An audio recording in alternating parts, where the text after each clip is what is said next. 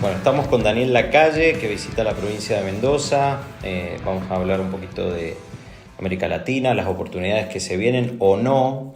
Vamos a hablar de esta nueva corriente, si querés, liberal. Y sobre todo cómo la están viendo cómo se ve desde el exterior, según tu mirada. Vos sos un crítico y además un analista muy importante desde el punto de vista económico para la región, teniendo en cuenta que bueno, haces análisis justamente sobre qué ocurre en los países latinoamericanos. Obviamente que el fenómeno hoy es Milei, por lo menos en la Argentina, y bueno, queremos saber cuáles son tus impresiones ya casi cumpliendo un año de mandato el presidente argentino, ¿no? Bueno, yo creo que el fenómeno Milei ha sido muy importante para todo el mundo, porque es un referente de cómo se puede conseguir cambiar el rumbo de un país en unas circunstancias absolutamente, prácticamente imposibles, ¿no? La labor ha sido encomiable. Si miramos de la herencia que recibe Milei, una inflación de más del 25%, un banco central quebrado con más de 14.000 millones de dólares de reservas negativas, un problema gigantesco de inseguridad jurídica, de riesgo país, más de 11 tipos de cambio diferentes. Por lo tanto, ha habido un cambio espectacular, muy positivo, y yo creo que eso ha sido un referente también para el resto del mundo, porque Javier Milei lo que ha hecho ha sido defender las ideas de la libertad sin ningún tipo de duda y sin ningún tipo de complejo. Y eso es muy importante, porque está suponiendo un revulsivo en todos lados, incluido en Estados Unidos, ¿no? Y en ese sentido, bueno, y citando lo último que es Estados Unidos, muchos se preguntan si efectivamente es una posibilidad para América Latina la llegada de Donald Trump, o si se volverán a ver en términos económicos, ¿no?, políticas más bien proteccionistas. Digo, ¿cómo lo analizan a este segundo mandato de Trump? Bueno, yo creo que es una oportunidad para América Latina. ¿Por qué es una oportunidad para América Latina? Primero, porque la política de Trump va a estar orientada, junto con Marco Rubio, a acabar con la injerencia del Grupo de Puebla y del Foro de Sao Paulo en los países de América Latina, infectando esos países con inseguridad, con una injerencia en las elecciones muy peligrosa, ¿no? Segundo, pues países como México, que tienen las mayores barreras al comercio del mundo, pues obviamente va a utilizar los aranceles como una medida de negociación. Pero eso no le afecta a Argentina. Argentina está levantando las barreras al comercio impuestas por Kirchner. Por lo tanto, Argentina va a ser un socio esencial para Estados Unidos. Y para América Latina es una oportunidad para acabar con toda la cantidad de trabas burocráticas, trabas administrativas, todos esos aranceles que también se imponen a Estados Unidos. O sea, no se puede pedir que Estados Unidos sea una casa con las puertas y las ventanas abiertas, mientras todo el resto lo que se dedica es a poner muros en el jardín y a cerrar. Entonces, no se puede pedir que Estados Unidos tenga una política de comercio completa y absolutamente libre, mientras México tiene el segundo país con mayores barreras al comercio del mundo. En términos políticos, a ver cómo lo analizás. Da la sensación, sobre todo desde aquí de la Argentina, o se lo critica mucho a Milei, entendiendo que es un líder carismático, pragmático, y que quizás le falta volumen político. Una frase que se ha usado muchísimo, sobre todo en campaña, se le pegaba a Milei porque no tenía quizás la estructura desde el punto de vista de los partidos políticos acompañándolo. Pero bueno, eso después se ha revertido en la práctica porque ha tomado las medidas que muchos decían hacía años que la Argentina necesitaba, y en cierto punto parece ser una especie de faro, ¿no?, para la región. ¿Crees que hace falta volumen político, o crees que al final de la cuenta, sobre todo en la cuenta del votante, lo que importa es que se resuelvan los problemas económicos, ¿no? Y vivir mejor. Los que acusan a Milei de no tener volumen político, lo que quieren es que Milei se pliegue y que se entregue a los acuerdos bajo la mesa que terminan perpetuando los problemas de Argentina eternamente. No hay nada que llegar de consenso con aquellas personas que lo que han hecho ha sido destruir Argentina. Argentina es un país rico y es un país con un enorme capital humano que ha sido devastado por la política. Por lo tanto, pedirle a Milei que sea que genere acuerdos con la oposición, con el kirchnerismo, etcétera, etcétera, pues en realidad lo que es un subterfugio para que se le domestique a esa casta política, y por supuesto no lo ha hecho. Entonces a mí me parece que ha hecho muy bien. Segundo, me parece que también ha hecho muy bien desde el punto de vista de poner en marcha las medidas que luego se han demostrado que es lo que hace que la gente esté mejor, ¿no? Reducción de la inflación, el año que viene las estimaciones de crecimiento están hablando de un 8,5%, es un nivel de crecimiento muy elevado. Por lo tanto, yo creo que acusarle de no tener volumen político es una estratagema, es un truco de los políticos de toda la vida, para mantener, digamos, unos privilegios que obviamente él viene a demoler. Por lo tanto, no me parece... Me parece que es una crítica muy típica, ¿no? En España también pasa, ¿no? Claro. Se dice, no, es que claro, no llega a acuerdos con la izquierda. Hombre, pues que llegar a acuerdos con los que han destruido la economía, pues ¿para qué? ¿No? Y se habla también mucho de este vuelco, o un giro de 180 grados, pensando en, no sé, el populismo de izquierda al populismo de derecha, sí, ¿no? Tanto en términos políticos como económicos. ¿Vos crees que es así?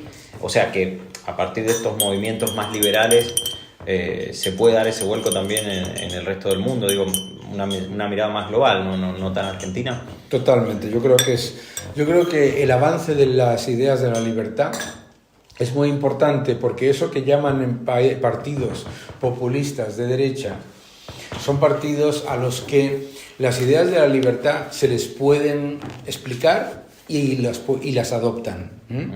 Con quien nunca vas a encontrar un contertulio, una recepción positiva es con los partidos de ultraizquierda. A mí no me gusta hablar de populismo de izquierda, populismo de derecha, porque parece que es lo mismo, pero con distinto signo, ¿vale? Lo que llaman populismo de izquierda es el comunismo de toda la vida, punto. Y lo que llaman populismo de derecha es la derecha de toda la vida.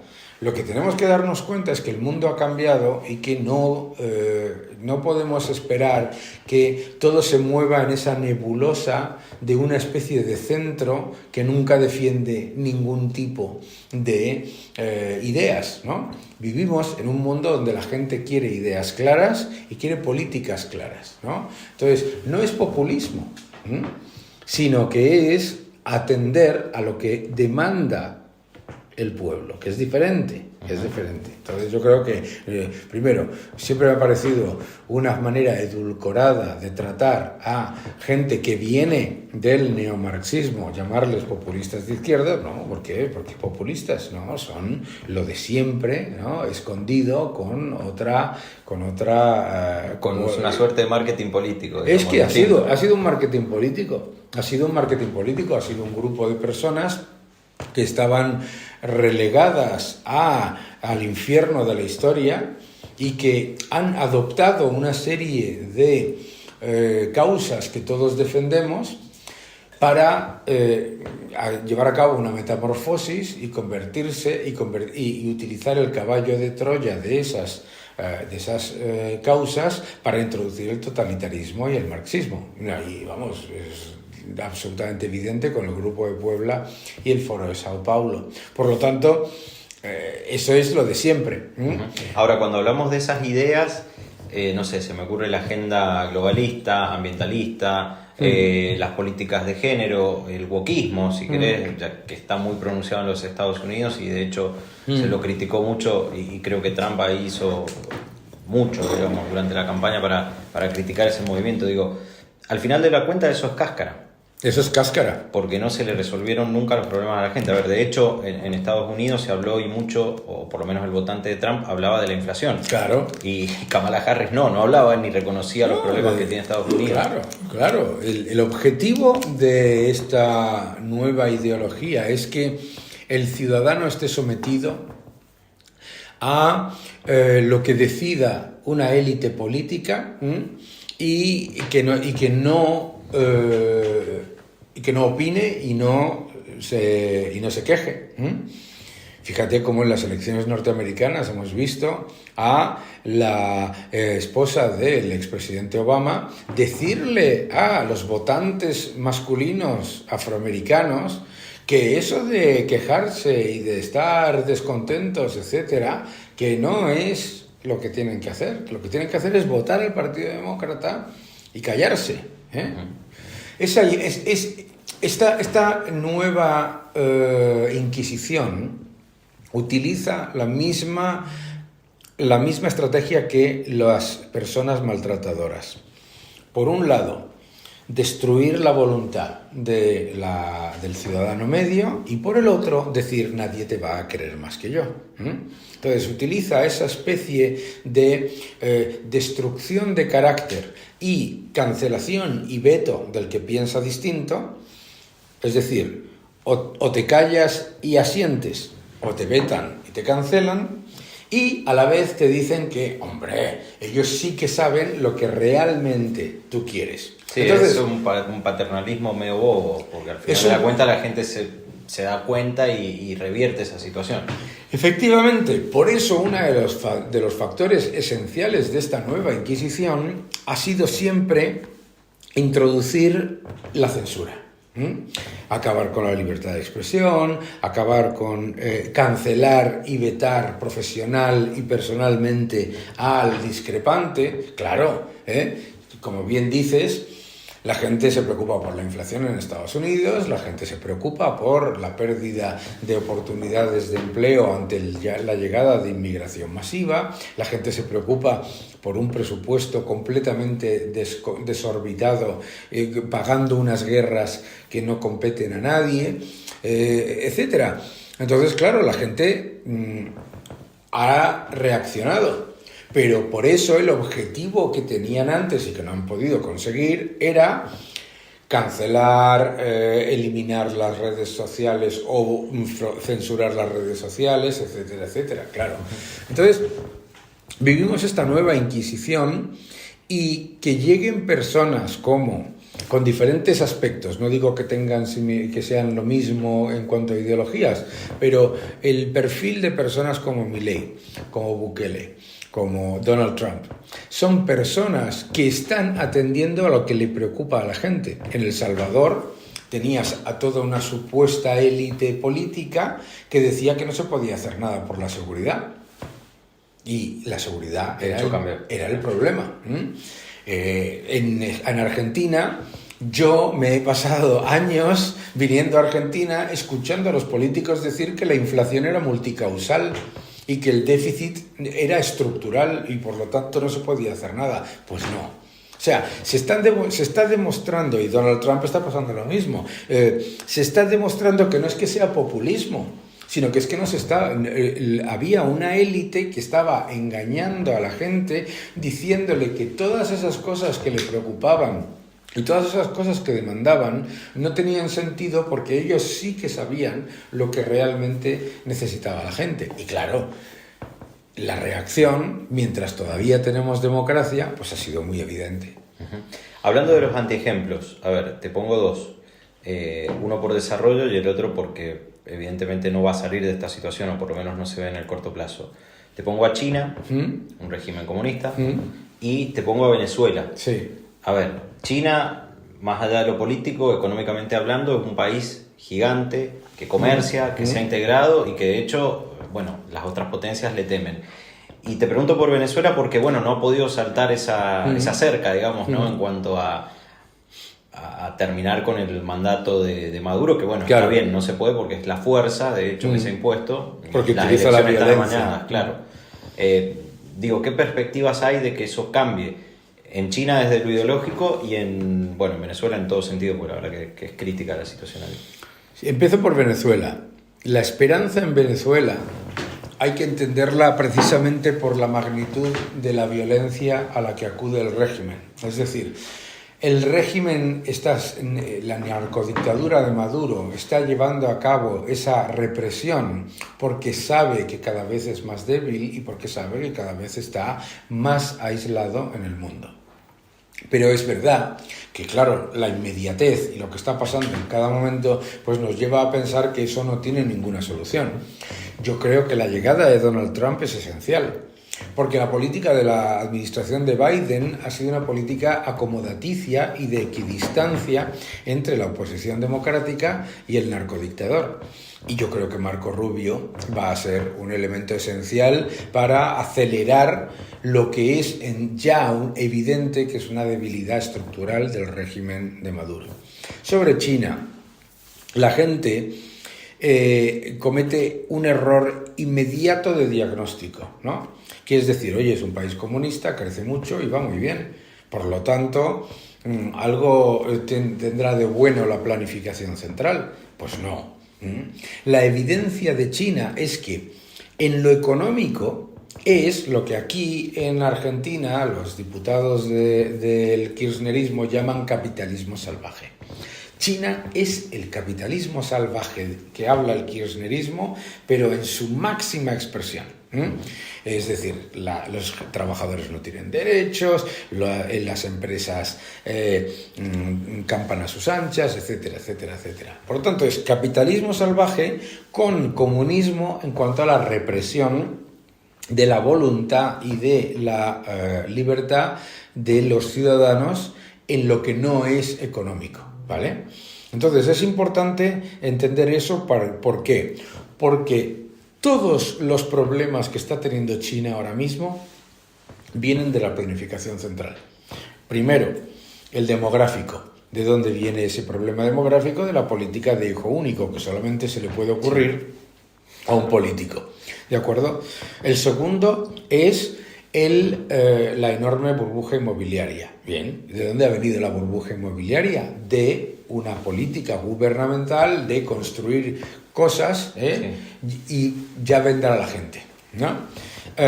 Y tercero, la enorme sobrecapacidad industrial en sectores que no están siendo capaces de atender a su capital circulante. Bien, pues eso también viene de la planificación central. Es decir, todo lo malo de China viene de la planificación central y todo lo bueno de China viene del capitalismo.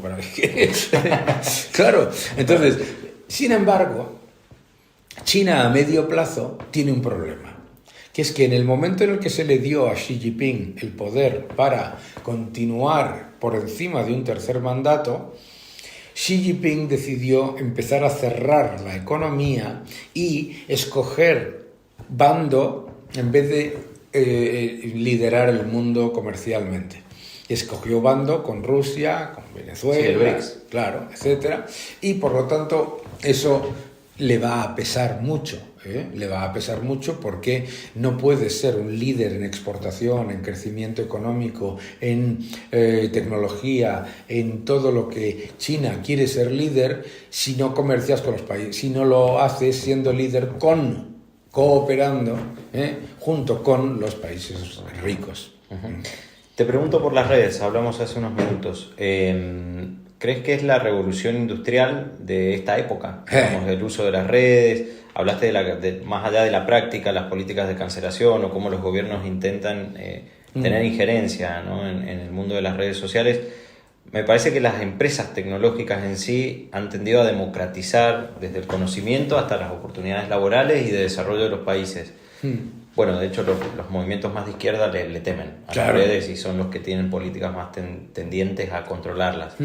Pero haciendo el análisis más económico, ¿estamos en una suerte de piso o ya tocamos el techo en cuanto al desarrollo de las empresas tecnológicas? No, estamos en la infancia del desarrollo de la tecnología me ha encantado tu definición, la democratización de la información, del acceso al conocimiento, ¿no? La inteligencia artificial, las inteligencias artificiales, porque son miles y todas diferentes, son un elemento esencial, porque si tú recuerdas, todas las revoluciones tecnológicas han requerido de unos pasos previos de formación.